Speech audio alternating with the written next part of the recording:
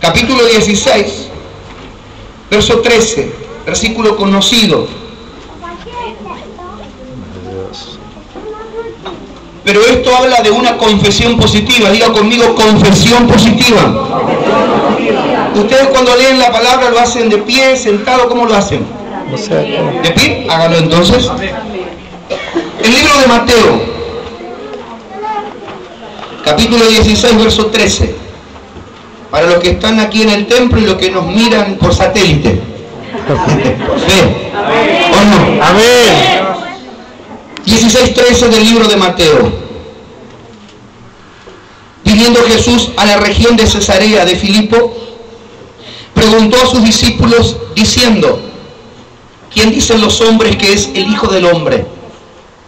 Ellos dijeron: unos, Juan el Bautista, otros, Elías, y otros, Jeremías, o alguno de los profetas. Pero Jesús va más allí al quid de la cuestión, a lo que a él le interesaba, y él les dijo: ustedes, ¿quién dicen que soy yo? Respondiendo Simón Pedro dijo: tú eres el Cristo, el Hijo del Dios viviente. Entonces le respondió Jesús: bienaventurado eres, Simón, hijo de Jonás, porque no te lo reveló carne ni sangre, sino mi Padre que está en los cielos. Y yo también te digo, aleluya, y yo te digo también, tú eres Pedro, y sobre esta roca edificaré mi iglesia, y las puertas del Hades no prevalecerán contra ella, y a ti te daré las llaves del reino de los cielos, y todo lo que ates en la tierra será atado en los cielos, y todo lo que desates en la tierra será desatado en los cielos. Tome su lugar, su asiento, por favor. Quiero que notemos algo importante. ¿En qué cuadro Dios le hace esta pregunta? ¿Sí? ¿En qué momento? Jesús le hace esta pregunta a los discípulos cuando está entrando a la ciudad de Cesarea de Filipo. Hay muchos lugares en la Biblia, hay muchos lugares que eran como lugares como que tenía un acento, una particularidad de algo malo o de algo bueno. Por ejemplo, cuando Jesús dice que vuelve a Nazaret, porque dice que Jesús era Jesús de Nazaret, ¿sí? O sea, él nace en Belén, pero se cría en Nazaret, por eso lo conocemos como Jesús de Nazaret. Sin embargo, él nace en Belén. Cuando él regresa a ese lugar, cuando ya estaba ejerciendo su ministerio, una de las cosas que dominaba el lugar era la incredulidad. ¿Por qué? Porque muchos habían visto a Jesús cuando era pequeño.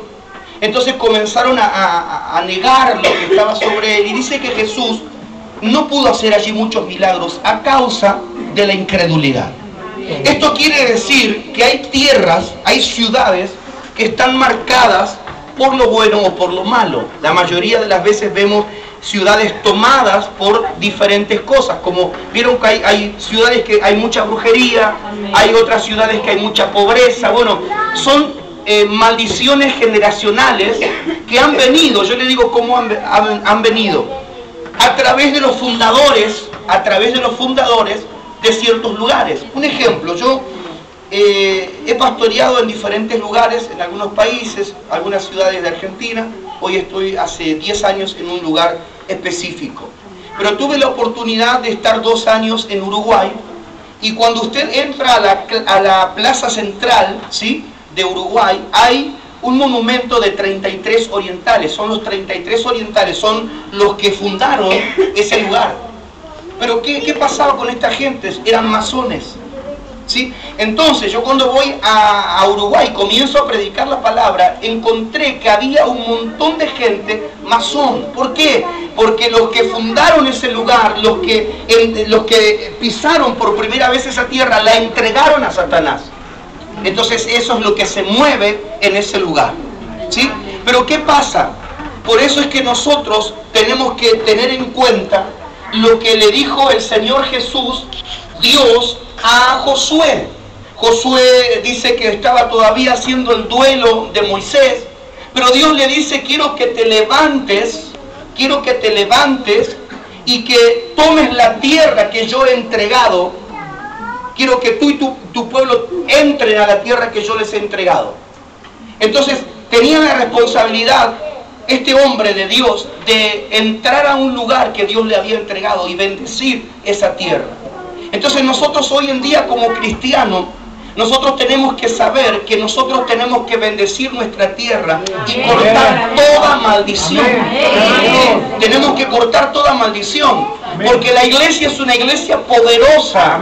Vieron que antes, lamentablemente, todo el mundo creía que los cristianos eran insignificantes. La gente cuando hablaba de cristiano hablaba de ignorancia, hablaba de pobreza. Pero Dios en este tiempo le está dando el verdadero lugar que se merece la iglesia. La iglesia no es para estar escondida. La iglesia ilumina, la iglesia es la luz del mundo.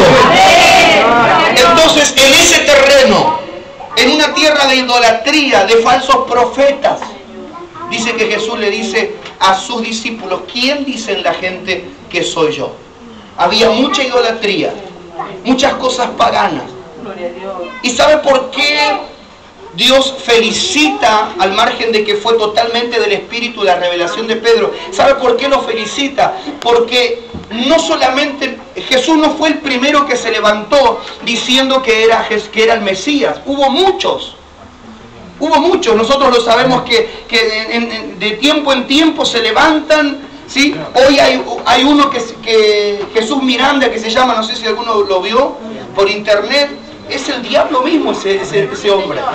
Engaña a millones de personas. Él primero decía que era Pablo encarnado, ahora dice que es Jesús. El hombre tiene varias mujeres, toma alcohol, le roba a la gente y la gente está cegada.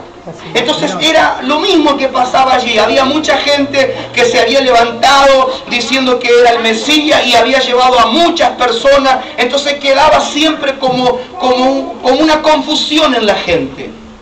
Pero ahí estaba el verdadero Mesías, el Dios hecho hombre.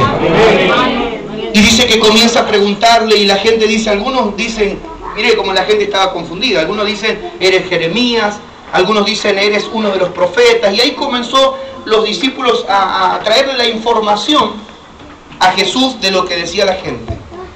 Pero Dios fue más profundo, y esto es lo que Dios le interesa de usted y de mí. Dios le pregunta: pero ustedes, ¿quién creen o quién dicen que soy yo? Cuando nosotros, escuche bien, cuando nosotros tenemos la revelación de quién es la persona de Jesús, cuando nosotros nos identificamos con Jesús, hermanos, toda fuerza del enemigo deja de existir. Amén. Porque la Biblia dice que Dios le dio a Jesús un nombre que es sobre todo nombre, en la cual se doblará toda rodilla de los que están en los cielos, en la tierra y debajo de la tierra, y toda lengua confesará que Jesucristo es el Señor, para la gloria de Dios Padre. Alguien que le aplauda con fuerzas a Él. Cuando tú entiendes esto, sabes que no peleas solo, que hay un gigante de tu lado, que hay alguien que te dijo: no te dejaré, no te desampararé, estaré contigo todos los días de tu vida. Cuando tú entiendes esto, todo comienza a perder fuerza, todo comienza a caer. Amén. ¿Por qué la religión no puede sacar a un drogadicto de la droga? Porque no puede.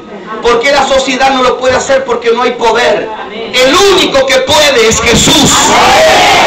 Por eso cuando Jesús se revela a la vida de una persona y entra y comienza a tomar dominio, la persona comienza a cambiar su manera de hablar. Dice la Biblia que cuando nosotros cambiamos nuestra manera de hablar y de pensar, cambia nuestra manera de vivir. ¿Sabe por qué llamaban a los discípulos cristianos? Que esto fue en Antioquía, lo llamaron por primera vez cristianos, porque se parecían a Jesús, porque hablaban como hablaba Jesús, porque tenían la autoridad.